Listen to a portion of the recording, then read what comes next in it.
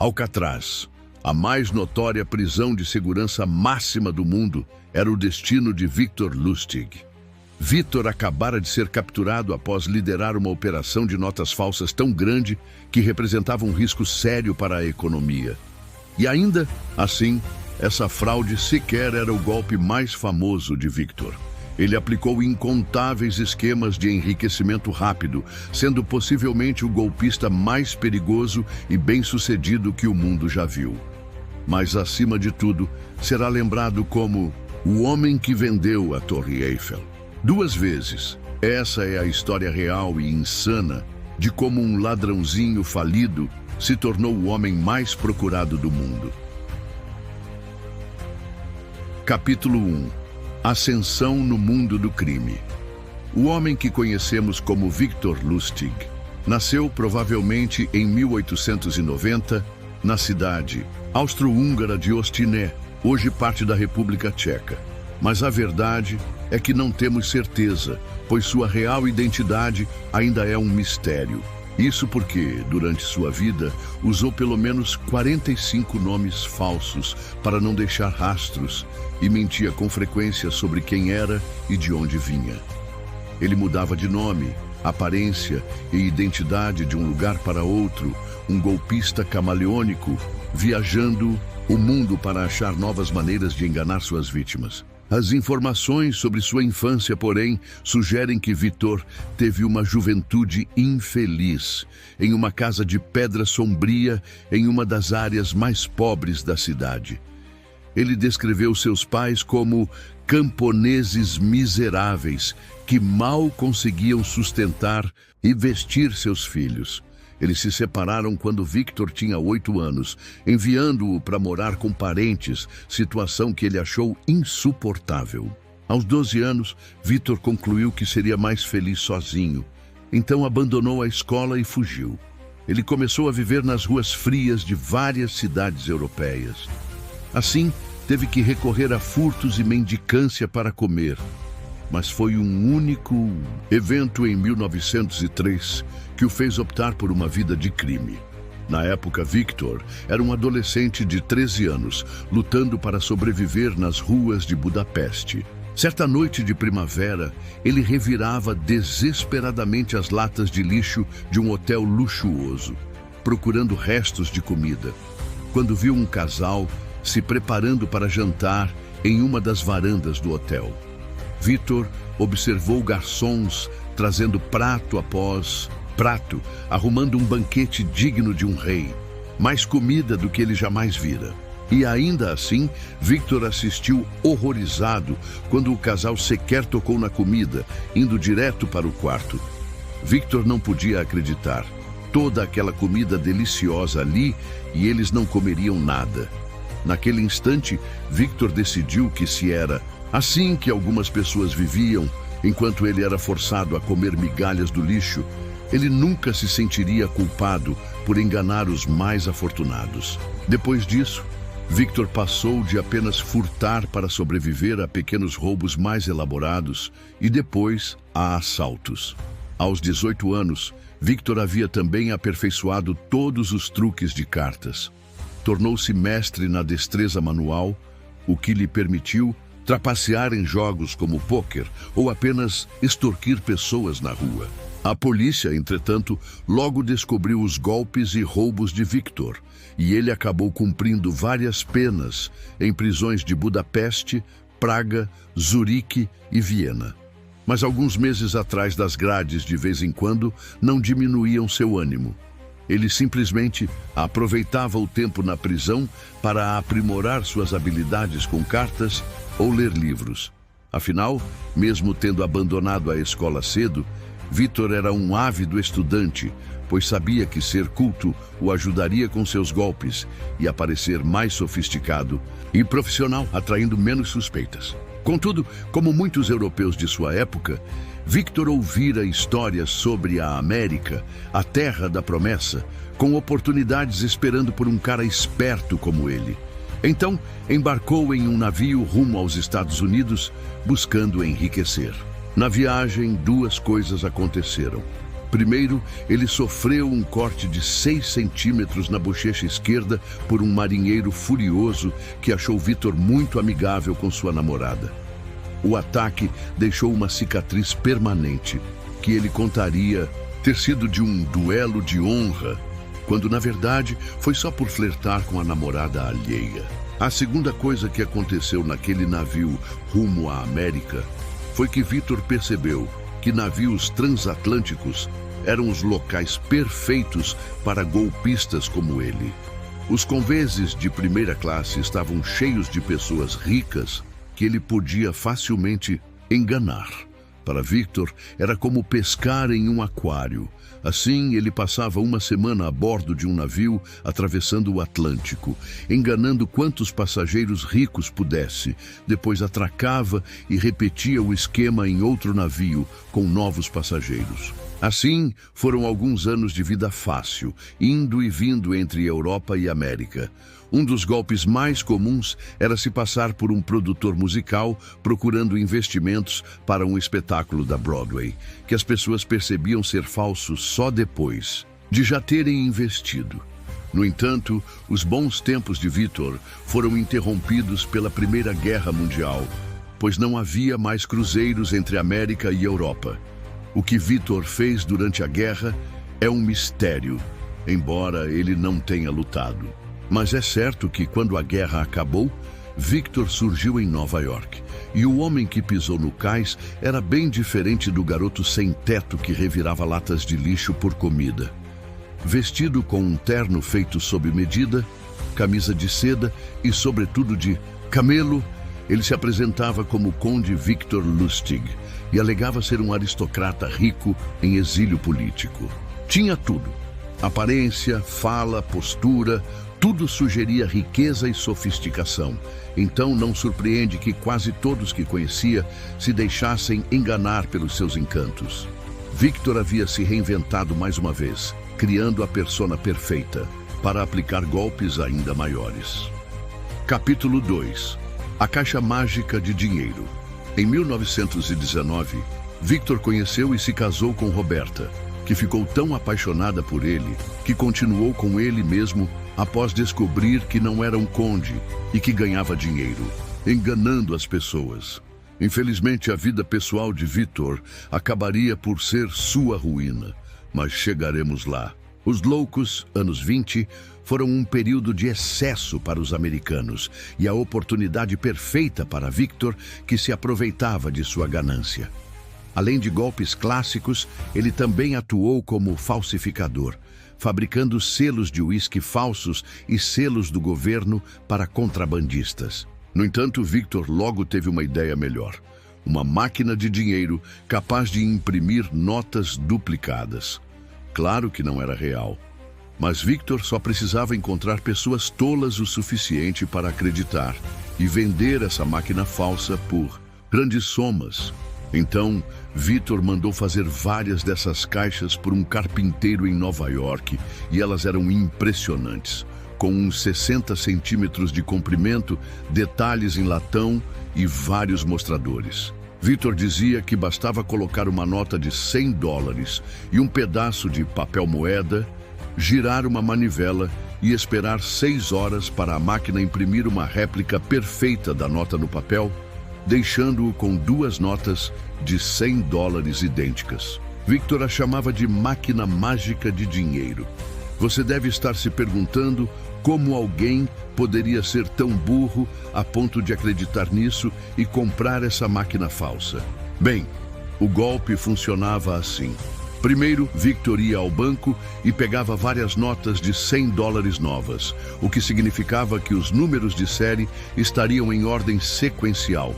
Bastava raspar o último dígito e reaplicá-lo em várias notas, criando uma pilha de notas de $100 aparentemente iguais. Victor já tinha experiência em falsificação e só precisava mudar o último dígito.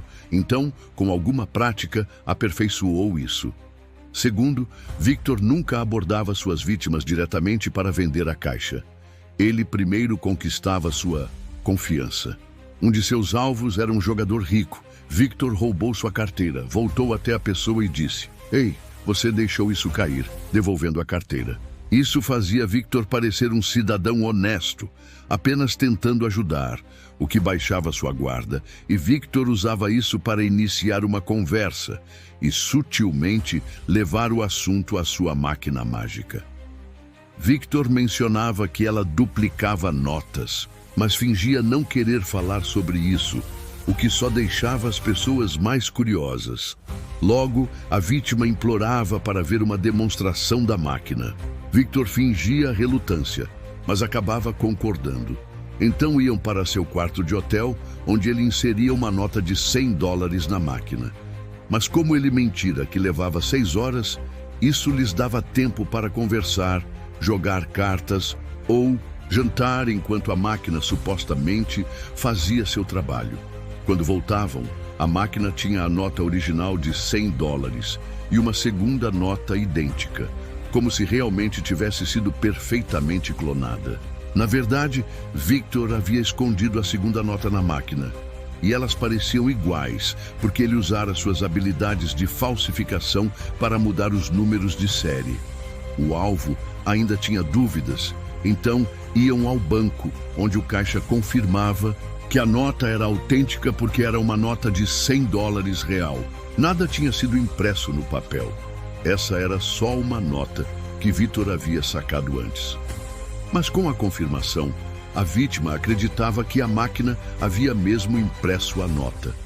Eis a genialidade. Enquanto conversavam, Victor insinuava que tinha uma emergência que exigia muito dinheiro rápido e que sua máquina demorava 6 horas para clonar cada nota, o que o frustrava. Então a vítima tinha uma ideia. E se eu comprasse a máquina? Victor mirava em pessoas ricas, como empresários e jogadores que ele via ganhando muito. Claro que a vítima achava que estava fazendo um ótimo negócio, comprando a máquina por uma quantia única que poderia usar para sempre. Com essas táticas, Victor vendeu várias máquinas pelo país, por dezenas de milhares de dólares cada. E devido à mentira de que a máquina levava horas para imprimir cada nota, ele tinha tempo de fugir antes que a vítima percebesse o golpe. Quando eles percebiam que haviam comprado uma caixa de madeira sem valor, Victor já estava longe. Mas a genialidade do golpe é que, mesmo repetindo-o várias vezes, Victor estava seguro da lei, pois nenhuma das vítimas ia à polícia ou o denunciava. Afinal, como ir à polícia reclamar que sua máquina de imprimir dinheiro falso não funcionava? Então, a maioria aceitava que havia sido enganada. No entanto, uma mulher rica, a quem Victor vendera uma máquina, após perceber o golpe, passou semanas caçando Victor. Billy May Scheibel conseguiu rastreá-lo até um hotel em outra cidade, mas eis a reviravolta. Ao encontrá-lo, não houve ameaças ou violência. Ela admirava sua sagacidade e disse que deveriam ser parceiros e trabalhar juntos. Na verdade, os dois não apenas começaram a aplicar golpes juntos, como se tornaram amantes, e Victor deixou sua esposa para ficar com Billy. Ele se arrependeria disso depois, mas por enquanto, tudo ia ótimo para Victor, que já planejava o maior golpe de sua carreira. Capítulo 3. Vendendo a Torre Eiffel 2 vezes. Certo dia, em maio de 1925, Victor leu um artigo sobre a condição decadente da Torre Eiffel e como seria mais barato para o governo francês demoli-la do que consertá-la. A Torre Eiffel era para ser temporária, construída para a Exposição Mundial de 1889 em Paris, sendo demolida 20 anos depois. Mas, em 1909, os parisienses se acostumaram com seu novo marco, então ela permaneceu. Contudo, em 1925, a Torre Eiffel estava em mau estado e as discussões sobre demoli-la foram retomadas. Essa notícia deu a Victor uma ideia que o colocaria no hall da fama dos golpistas. Ele iria vender a Torre Eiffel. Ele chegou a Paris naquele mesmo mês, acompanhado de seu parceiro Dan Collins. Como todos os golpes de Victor, este havia sido meticulosamente planejado, com cada passo cuidadosamente traçado. Primeiro, Victor usou seus extensos contatos no submundo do crime para obter documentos e credenciais falsas do Ministério de Correios e Telégrafos da França, responsável pela Torre Eiffel. Depois, foi a um hotel de luxo em Paris, reservando um quarto como oficial do governo. De lá, enviou cartas a 6 dos maiores sucateiros de Paris, convidando-os ao hotel para discutir um assunto muito sensível para ser tratado em público. Assim que os homens se reuniram no quarto de hotel de Victor, ele fez um discurso bem ensaiado em francês, fluente sobre como o governo planejava demolir a Torre Eiffel, mas não queria divulgar a decisão por receio de protestos públicos. No entanto, eles foram escolhidos para receber a informação para que pudessem disputar os direitos de resgate. Os sucateiros estavam nas mãos de Victor, que sabia como manipulá-los. Primeiro, ele os fez sentir importantes, revelando o grande segredo. Depois, despertou o interesse profissional com detalhes sobre a torre. Victor sabia tudo, todas as medidas exatas e até quantos rebites havia na Torre Eiffel. Ele fez sua pesquisa. Por fim, Victor mencionou o número que todos queriam ouvir: 7. 000. Essa era a quantidade de ferro de alta qualidade que obteriam da torre. A plateia de Victor estava hipnotizada e já via aquilo como um negócio imperdível. Todos lhe apresentaram propostas seladas para o projeto, mas Victor já tinha escolhido seu alvo, André Poisson, que claramente desejava um grande negócio que elevasse sua empresa. Victor pediu a ele para ficar para discutir algo em particular. Sozinhos, Victor começou a falar sobre as dificuldades e limitações de um emprego no governo. Para André, a intenção era óbvia: ele queria um suborno. Estranhamente, isso tranquilizou o sucateiro. Subornos eram rotina para ele e explicava por que Victor marcou a reunião em um hotel particular. Então, ironicamente, o fato de Victor ter pedido um suborno fez André acreditar que o negócio era real. Assim, André não teve problemas em emitir um cheque generoso para aquele que considerava mais um oficial do governo corrupto. Assim que o sucateiro foi embora, Victor descontou o cheque e pegou o primeiro trem para a Áustria, satisfeito com seu trabalho executado perfeitamente. Passou as semanas seguintes em um hotel de luxo em Viena, esperando ler sobre seu golpe nos jornais, mas nunca viu. Logo percebeu que André mantivera tudo em segredo, por vergonha e constrangimento de ter caído no golpe. Afinal, se você tivesse pago um suborno para ganhar o contrato de compra da Torre Eiffel, admitiria ter sido enganado. Mas o fato de André não ter divulgado o golpe deu a Victor outra ideia. Isso significava que ele podia repetir o mesmo golpe. E foi o que aconteceu. Meses depois, Victor voltou a Paris e repetiu o golpe com outros sucateiros. Mais uma vez, saiu com um bom cheque, mas dessa vez seu alvo foi a polícia. Então, quando a história vazou, Victor achou melhor não abusar da sorte e voltou aos Estados Unidos. Mas o fato de ter conseguido fazer isso mais de uma vez mostra por que os golpistas se safam por tanto tempo. As pessoas não querem admitir que foram enganadas. Contudo, para Victor Lustig, ele acabaria indo longe demais e sua queda logo começaria. Olá! Antes de continuarmos a história, se você gosta desses vídeos, inscreva-se e ative o sino. Estou trabalhando em projetos ainda maiores, então, para não perder nada, ative o sino agora. Agradeço a todos que assistem a este canal. Esses vídeos levam muito tempo para produzir. Então, realmente agradeço todos os seus comentários e apoio. Agora, voltemos à história. Capítulo 4. A queda de Victor Lustig. Embora agora fosse rico, Victor não tinha intenção de desacelerar.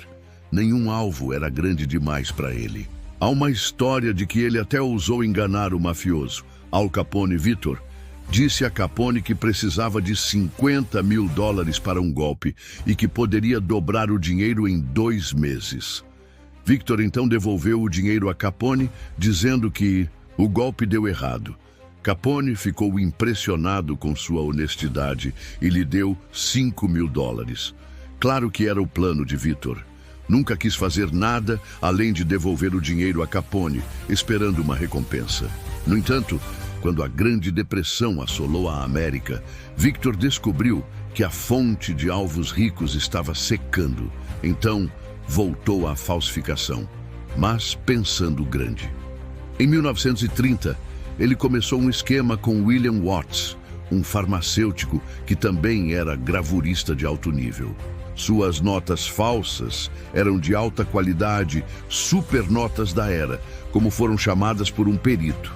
E para combinar com as ambições e confiança de Victor, eles faziam notas de $100.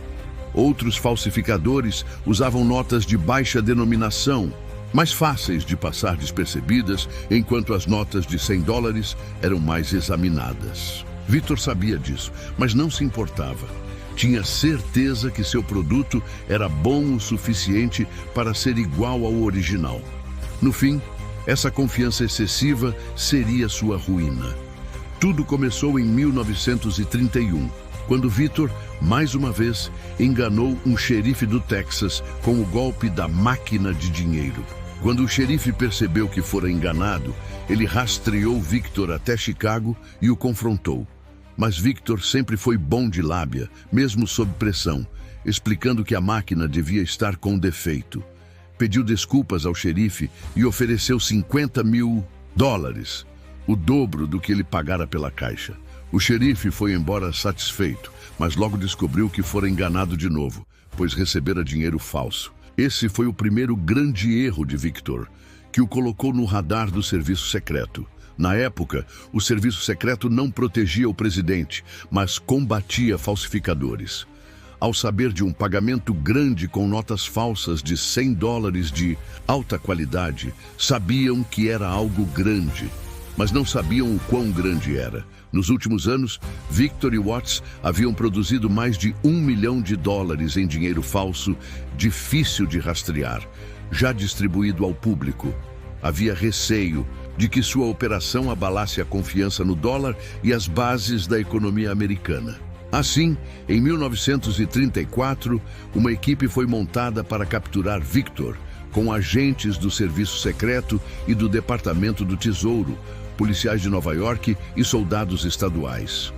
No entanto, uma denúncia anônima levou à captura de Victor, em maio de 1935, informando o endereço da central de falsificação de Victor. Em 10 de maio, a polícia interceptou um telefonema informando que Victor chegaria ali em breve. Então prenderam Victor quando ele chegou. Victor foi levado para a cadeia. Mas quem informou a polícia? Acredita-se que a denúncia anônima veio de Billy May, com quem Victor tivera um caso. Após Victor a trocar por outra, ela o denunciou por raiva e ciúme. De qualquer forma, Victor enfrentaria décadas de prisão. Não havia lábia que o livrasse da acusação de produzir milhões de dólares falsos. Mas, em setembro daquele ano, Victor acrescentou mais um feito a seu currículo quando fugiu do Centro Federal de Detenção de Manhattan, supostamente à prova de fugas. Ele fez uma corda de 15 metros com lençóis e cortou as grades com um alicate que alguém lhe entregara. Enquanto descia a parede usando a corda de lençóis, fingiu ser um limpador de janelas, limpando janelas para não parecer que estava fugindo. Confiante, Victor ainda deixou um bilhete no travesseiro, zombando dos guardas. Contudo, Victor já era tão notório que muitos recursos foram usados para recapturá-lo. Assim, foi pego menos de um mês após a fuga. Dessa vez, não haveria chances de escapar. Victor foi sentenciado a 20 anos na temida ilha de Alcatraz. Na verdade, não foi Victor Lustig que foi sentenciado, mas Robert Miller, um de seus nomes falsos. Alguns acreditam que Robert era seu verdadeiro nome, mas o que se sabe é que Victor ou Robert, ou seja lá quem fosse, passou o resto da vida atrás das grades. Ele reclamava com frequência de uma doença, mas eles achavam que era fingimento. Pela primeira vez, não era. Ele morreu de pneumonia em 11 de março de 1947, aos 57 anos. Seu atestado de óbito o listava como vendedor aprendiz, um título divertido para um dos golpistas mais ousados e bem-sucedidos da história. Contudo, ele não é o mais famoso golpista. Essa honra pode ser de Charles Ponzi, cujo nome é sinônimo de esquema. E assim termina a história do golpista que vendeu a Torre Eiffel. Uma prova de que a audácia e a lábia podem levar a lugares inimagináveis. A história de Victor Lustig nos mostra como um simples ladrão se tornou um mestre da enganação, vendendo até mesmo a Torre Eiffel. A história nos ensina que a ganância pode cegar as pessoas. E você teria caído no golpe da Torre Eiffel? Comente abaixo e não esqueçam de deixar o like e se inscrever no canal. Nos vemos no próximo vídeo.